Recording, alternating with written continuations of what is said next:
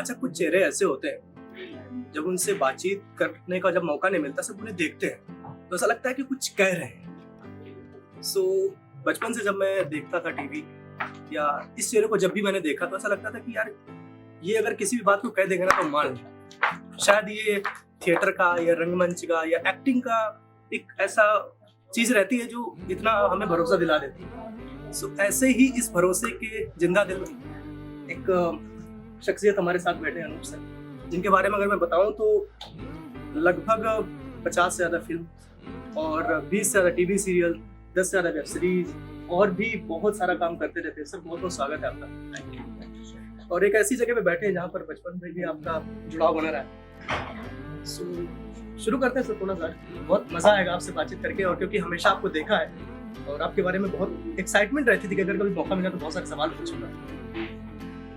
फरीदाबाद आज आप बैठे हैं यहाँ पर, कैसा लग रहा है अपना मन से? पहला सा फरीदाबाद और आज के फरीदाबाद कुछ फर्क तो बहुत है। इनफैक्ट मैं तो कुछ रोज पहचान भी नहीं पाया क्योंकि मैं यहाँ पे बहुत छोटा था। 10 साल की उम्र के बाद हम तब तक 10 के बाद आपकी बहुत धुंधली मेमोरीज होती हैं जी।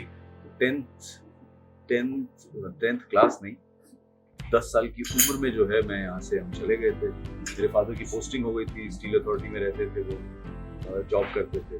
तो उसके बाद से ये हो गया कि अब दूसरे शहर चले गए, फिर वहाँ रहने लगे। लेकिन हाँ, जब भी यहाँ आता हूँ तो क्योंकि 10 साल की उम्र में कुछ तो याद रहता है, ऐसा नहीं कि आप बिल्कुल भूल जाते हैं। लेकिन ये है कि हाँ, आज मैं पहचानने में थोड़ी मुझे दिक्कत हुई कि कौन सी गलियाँ ऑलमोस्ट 35-40 साल पुरानी बात। बदलाव जरूरी भी था और खुशी भी होती है। वो तो जरूरी है, हर जिंदगी में भी जरूरी है और शहर में भी जरूरी है। सर एक बहुत ही सिंपल सा सवाल है मेरा कि एनएसडी से शुरू हुआ, टीवी की आपने, फिल्म्स की, वेब सीरीज की और थिएटर भी बड़े अदब से, बड़े मौज से करते हैं आप। इस पूरे सफर में सबसे बड़ा सपोर्ट किसका?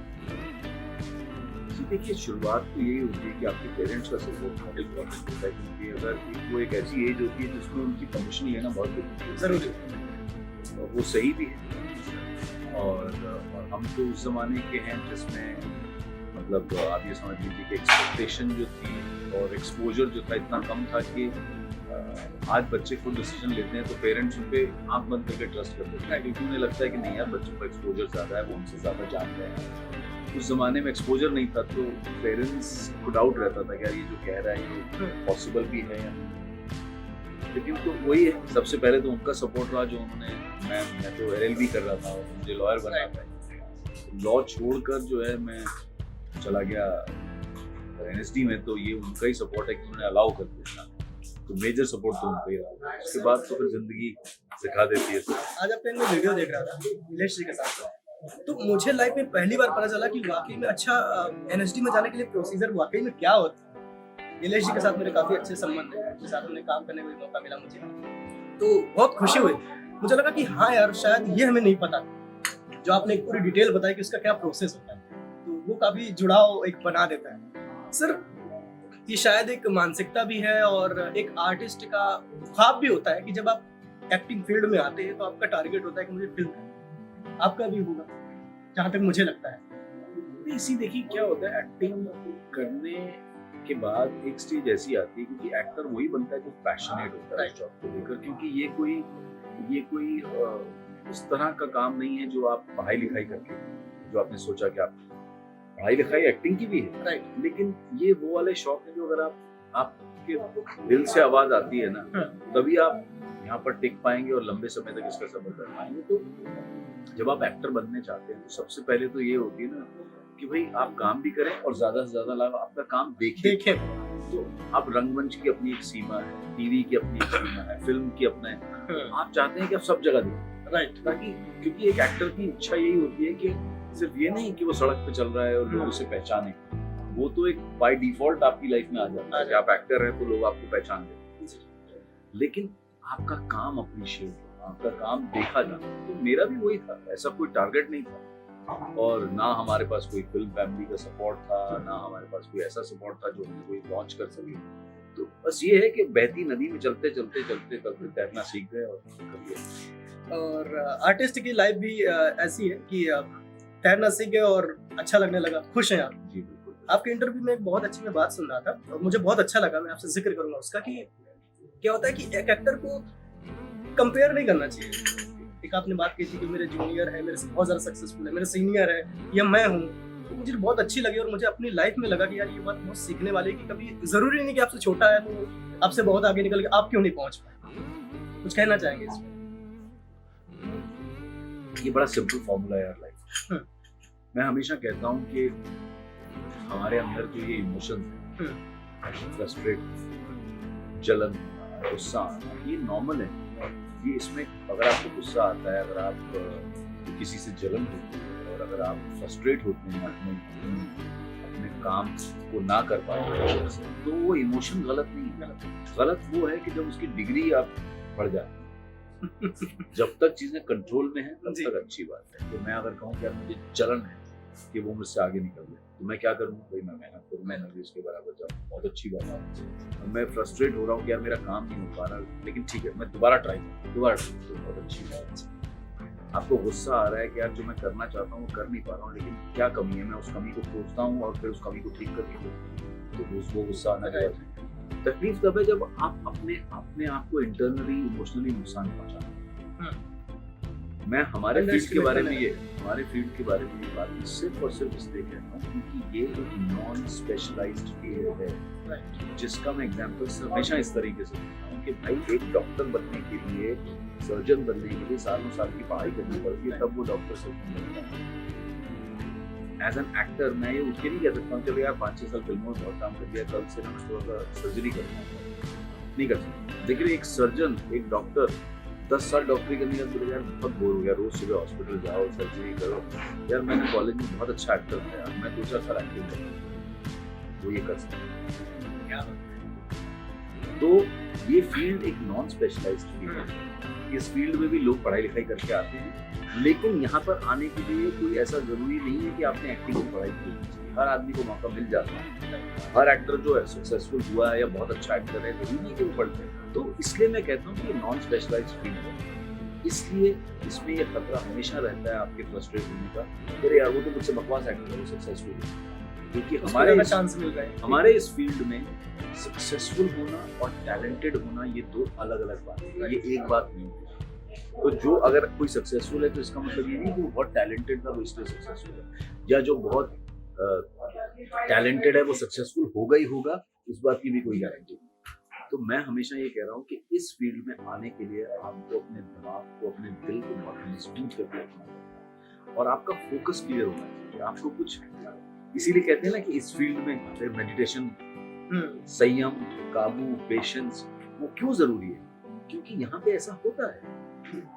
मेडिकल फील्ड में या इंजीनियरिंग फील्ड में ऐसा नहीं होता है कि कल जो क्लर्क है वो आज जो है आपका अफसर बन गया। आप अगर अफसर हैं तो जब तक आप रिटायर होंगे आपके नीचे वाला क्लर्क तभी अफसर बनेगा जब तक आप रिटायर। ऐसा नहीं होगा कि वो आपके अफसर रहते रहते आपसे बड़ा अफसर बन जाएगा। लेकिन इस फील्ड में ऐसा हो सकता है कि जिस कलाकार को आप जानते थे, नया आया था, वो आपसे 100 कदम आगे निकल सकता, तो वो निकल जाएगा, कोई बड़ी बात नहीं। आपको लेकिन इस वजह से अपने आप को परेशान नहीं करना है जिंदगी में, क्योंकि ये एक जर्नी है। आप कोशिश कीजिए अपने जिंदगी में जो आप करना चाहते हैं तो करते रहिए। आप सक्सेसफुल होते हैं नहीं होते वो आपके हाथ में ही नहीं है। तो जो चीज आपके हाथ में ही नहीं है उसके लिए क्या रोना, आप मेहनत उसके लिए कीजिए जो आपके हाथ में। क्या बात है सर, और यही चैप्टर है जो सीखने को मिलती है। और वाकई में मुझे ऐसा लग रहा था जब मैं आपको देख रहा था टीवी पे कि यार मिलके क्या एक्सपीरियंस होगा। सर एक सवाल है कि आपने एक जगह कहीं पे कहा था कि जब मैं बहुत अच्छा एक्ट करता हूँ, बहुत अच्छा सीन करता हूँ तो बहुत ज़्यादा खुश होता हूँ, मुझे ऐसा लगता है कि मैंने बहुत अच्छा काम किया। लेकिन मैं जानना चाहता हूँ कि जिस दिन थोड़ा बहुत बेहतर नहीं हो पाया उसके बाद अनूप जी क्या? शुरुआत में तो बहुत तकलीफ होती थी, इरिटेशन भी होता था, क्योंकि ऐसा लगता था यार अच्छा। अब ऐसा नहीं है कि आप तकलीफ तब होती है जब आप खुद अच्छा नहीं कर पाते। हाँ, किसी दूसरे की वजह से वो अच्छा नहीं हो पाया तो फिर आप दुख मनाते हैं, थोड़ा सैड होते हैं, ठीक है, लक कहते हैं कि यार लक नहीं सही था। हाँ, शायद चीज ठीक नहीं बनी या कहानी में कुछ गड़बड़ रह गई, कमी रह गई, चलो आज मजा नहीं आया, कोशिश करेंगे, कल जाएंगे, कल कुछ अच्छा कर लेंगे। लेकिन ये है कि आपको पैशनेट होना बहुत जरूरी है अपनी क्राफ्ट को, जिससे प्यार होना बहुत। अच्छा, आज हमारे साथ अनूप सर जुड़े हैं और क्राइम की बात लो, जैसे आप बता रहे कि लॉयर थे आप, मतलब उसकी पढ़ाई कर रहे थे, लॉ की पढ़ाई कर रहे थे, ये ना होते तो आप वो होते, क्योंकि आपने बताया कि आपको बहुत पसंद है लॉयर में पढ़ाई करना। क्राइम की बात में ऐसा हो ही नहीं सकता। और लेकिन मेरा सवाल ये कि आपका जो कैरेक्टर था क्राइम पेट्रोल, आप एंकर कर रहे थे, एंकरिंग कर रहे थे, इतना दमदारी से किया और बहुत सारे लोग सर कॉपी करते हैं, सच में तो वो बात नहीं सर, वो बात क्या है? पता नहीं, मैं सच में नहीं जानता हूँ। मुझे ऐसा लगता है कि दो कारण है। देखिए, एक तो कारण ये है कि इतने सालों से लोग मुझे देख रहे हैं, तो मुझे देखने की आदत पड़ गई, तो इसलिए मतलब और मैं अपने आप को मिस्टर बच्चन से कंपेयर नहीं करता हूँ, लेकिन अब ऐसा होता है ना कि हम इतने सालों से बच्चन साहब को केबीसी करते हुए देख रहे हैं, उनकी जगह कोई और आता है तो बड़ा अजीब सा लगता है। आई थिंक मेरे साथ भी वही है, अगर मेरी जगह कोई और भी इतने साल करता तो उसे भी इतना ही प्यार मिलता। सर आपको फिल्म्स देखना बहुत पसंद है, अपनी भी देखते हैं, दूसरों की भी देखते हैं। अनुज जी को किसकी फिल्में ज्यादा पसंद और किस टाइप की फिल्म ज्यादा देखना पसंद? सी, मैं इस सवाल का जवाब हमेशा सबको यही देता हूँ कि यार एज एन एक्टर भी बड़ा मुश्किल है मुझे, मेरे लिए चूज कर पाना कि मैं इसकी फिल्म देखता हूँ या ये एक्टर मुझे पसंद है, क्योंकि मैं खुद एक एक्टर। राइट। तो मेरा काम फिल्म को एंजॉय करना भी है और एट द सेम टाइम मैं अपनी फिल्मों को या फिल्म मेकर्स की फिल्मों को या एक्टर्स की फिल्मों को इस पॉइंट ऑफ व्यू से देखता हूँ, अरे यार इसने बड़ा अच्छा काम, राइट, अच्छा किया है तो कैसे किया है, अरे मुझे भी ध्यान चाहिए, उसको गौर करके देखना, उसके काम को समझना। तो इसलिए मेरे लिए कोई एक पसंदीदा फिल्म मेकर या एक पसंदीदा एक्टर नहीं हो सकता है। मैं तो फिल्मों को देखता ही इसलिए हूँ कि यार मुझे पता होना चाहिए कि लोग क्या कर रहे हैं, कैसे कर रहे हैं, जो मुझसे बेहतर करते हैं एक्टिंग वो कैसे कर रहे हैं, मैं क्या सीख सकता हूँ। तो मेरे लिए वो एक लर्निंग प्रोसेस है। अच्छा सर, नो डाउट इस सफर में आप निकले होंगे, तो उस टाइम पे और आज के टाइम पे टीवी तो बहुत बाद में मॉडर्न हो गया, रेडियो का बहुत बड़ा रोल रहा, तो रेडियो के साथ गानों का बहुत बड़ा रोल रहा है। और जितना मुझे नॉलेज है आपके बारे में कि आपको 60s 70s के गानों का या पुराने पंजाबी फोक का आपको बहुत नॉलेज रहा है। उसका रीजन, उसका क्रेडिट मैं अपने फादर को दूंगा, क्योंकि उनको म्यूजिक का बहुत शौक है। ना तो वो म्यूजिशियन थे, सुनने का शौक, सुनने का, थोड़ा बहुत गुनगुनाने का, सुनने का शौक। हमारे घर में कोई गाता नहीं कोई, लेकिन मेरे फादर को बहुत ज्यादा शौक था सुनने। अच्छा। और उनके सुनने की वजह से जो है मुझे भी ना बहुत यंग एज में कुछ अच्छे लिरिसिस्ट की, फोक म्यूजिक की, क्योंकि मेरा मदर टंग पंजाबी है तो ऑब्वियसली पंजाबी गाने सुने जाते थे पेरेंट्स, उनकी वजह से मेरा म्यूजिक में इंटरेस्ट बहुत हुआ, तो मैं भी काफी सुनता हूँ, बहुत इम्पोर्टेंट हिस्सा है। सर अभी लास्ट वीक मैम आई थी आपकी तरफ, और जूही बब्बर जी उनका एक्ट भी देखने आया था मैं, बहुत मजा आया। और सर बताऊं तो मेरी लाइफ का पहला सोलो एक्ट था जो मैंने देखा, मुझे लगा अच्छा थिएटर में ये भी होता है, थोड़ा सा अलग रहते हैं लेकिन अच्छा लगता है। आर्ट ऐसी चीज है कि अट्रैक्ट करती है एज एन आर्टिस्ट। सो और आपको तो हम हमेशा देखते आ रहे हैं, आप लोगों ने साथ में कोई ऑन स्क्रीन नहीं अभी तक हम ज्यादा मौका हमें कब मिल पाया करने का पता नहीं। थोड़ा सा हमारा बेटा थोड़ा बड़ा हो जाए, क्योंकि हम इसलिए भी अवॉइड कर रहे थे अच्छा कि हम नहीं चाहते थे, क्योंकि वो छोटा है अभी, तो क्या होता है अगर हम दोनों साथ में ऑन स्क्रीन काम करेंगे तो पता लगा दोनों ही बिजी हैं। तो कोशिश ये रहती है कि इसलिए हमने दोनों ने बहुत साथ में एक ही प्ले किया हमने साथ में, जिसके आजकल शोर भी हमारे कम हो रहे हैं, लेकिन इसी वजह से हम प्ले भी साथ नहीं कर पा रहे हैं ताकि हम इकट्ठे घर से। तो अब थोड़ा बेटा बड़ा हो गया और आई थिंक 1-2 सालों के अंदर वो इस पोजीशन पे होगा कि हम उसको छोड़ सकते हैं। इस बात का जिक्र मैम ने किया है कि उन्होंने लाइफ में बहुत बड़ा एक ब्रेक भी लिया था, सिर्फ 8-9 साल उसने काम नहीं किया, because obviously she was giving more time. तो अब जो है हम कोशिश करेंगे 1-2 साल के अंदर कुछ ऐसा करेंगे, या कोई और हमें सामने वाला हमें ऑन स्क्रीन एक साथ काम दे तो। और सर मेरा लास्ट बस आपसे सवाल यही है कि जिस टाइम पर आप गए थे इंडस्ट्री में, जैसे आपने बताया कि कोई बैकग्राउंड ऐसा खास नहीं था, आप गए, आपने एक जगह बना ली और आज बहुत अच्छा काम कर रहे हैं। जिस टाइम आप गए थे उस टाइम में और आज के वक्त में कौन सा टाइम ज्यादा डिफिकल्ट था as an newcomer artist के लिए? जी देखिए, वैसे तो हर आदमी ये कहता है कि मेरा वक्त बहुत डिफिकल्ट था, हमें बड़ा स्ट्रगल करना पड़ा, लेकिन मैं मानता हूँ कि हर वक्त के अपने अलग अलग चैलेंजेस होते हैं। हमारे वक्त में ये चैलेंज था कि स्ट्रगल था, जरूर था। उसमें सबसे बड़ा स्ट्रगल ये था कि कोई एक प्रॉपर ऑर्गेनाइज्ड सिस्टम नहीं, आपको पता ही नहीं है हम किसके पास जाना, ऑडिशन इससे होते ही नहीं थे, बहुत कम कोई ऑडिशन का कोई काम ही नहीं। बस हीरो हीरोइन जो है वो तो अपना डायरेक्टर लोग सेलेक्ट कर लेते थे, प्रोड्यूसर्स, बाकी जो रोल होते थे उसके लिए डायरेक्टर के चक्कर काटो, डायरेक्टर के असिस्टेंट्स को ढूंढते रहो, तो ऑर्गेनाइज नहीं था। हमारा वो चैलेंज था। अब आज के लोगों को बहुत ज्यादा ऑर्गेनाइज सिस्टम मिला है, सोशल मीडिया है जहाँ वो अपनी मतलब आप कहते हैं ऑडिशन की बात, आज के उस लड़के जो है इंस्टाग्राम पे फेसबुक पे अपना खुद के डायलॉग बोल के जो है डाल देते हैं, तो वो अपने आप को एक तरह से अपना शोकेस करने का उनके पास प्लेटफॉर्म है और बहुत अच्छी रीच भी है उनकी। दूसरा एक सिस्टम बदल गया है, कास्टिंग डायरेक्टर्स होते हैं फिल्मों के, लोगों को पता है कि कास्टिंग डायरेक्टर्स कौन होते हैं, क्या काम करते हैं, तो एक ना सिस्टम थोड़ा ऑर्गेनाइज सा बेहतर हो गया। काम मिलता है नहीं मिलता है, सक्सेसफुल होते हो नहीं होते, वो एक सेपरेट इशू है, पर एटलीस्ट आपको पता तो है आपको क्या करना है। एक्सपोजर बहुत ज्यादा है, लेकिन उसके साथ साथ आज के वक्त के लोगों के लिए ये भी चैलेंज है कि लोग भी बहुत, कंपटीशन बहुत बढ़ गया है। मतलब एक रोल के लिए जो है 100 लोग, हजारों लोग आते हैं, तो ये दोनों हर वक्त के अपने अपने चैलेंज होते हैं। हमारा चैलेंज ये था कि भाई हमें समझ में नहीं आता था कि इसको जाके इससे जाके कैसे ये देखो। क्या बात है सर, बहुत मजा आया आपसे बातचीत के लिए, और रेडियो महारानी के साथ जुड़ने के लिए बहुत बहुत शुक्रिया। कुछ कहना चाहेंगे जो लोग आपको प्यार करते हैं, देख रहे हैं?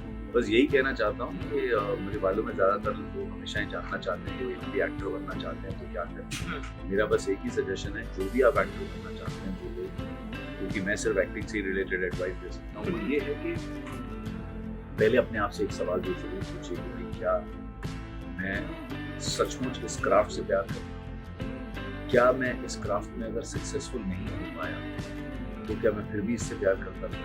तो बहुत जरूरी है, क्योंकि क्या होता है कि इस फील्ड में बहुत सारे लोग शायद इसकी ग्लैमरस चकाचौंध को देखकर आ जाते हैं, पैसा है, नाम है, वो भी है, सब कुछ है, नाम भी है, पैसा भी है, लेकिन उसकी कोई गारंटी नहीं। तो अगर आप अपनी क्राफ्ट से प्यार करते हैं ना, तो अगर आप सक्सेसफुल नहीं भी हो पाए ना, या मतलब वैसे सक्सेसफुल नहीं हो पाए जैसा आप चाहते हैं, तो भी आप अपने आप को संभाल पाएंगे और इस क्राफ्ट से प्यार करते रहेंगे और काम करते रहेंगे। क्या बहुत बहुत शुक्रिया सर, हमारे साथ जुड़ने के लिए बहुत बहुत शुक्रिया। Thank you.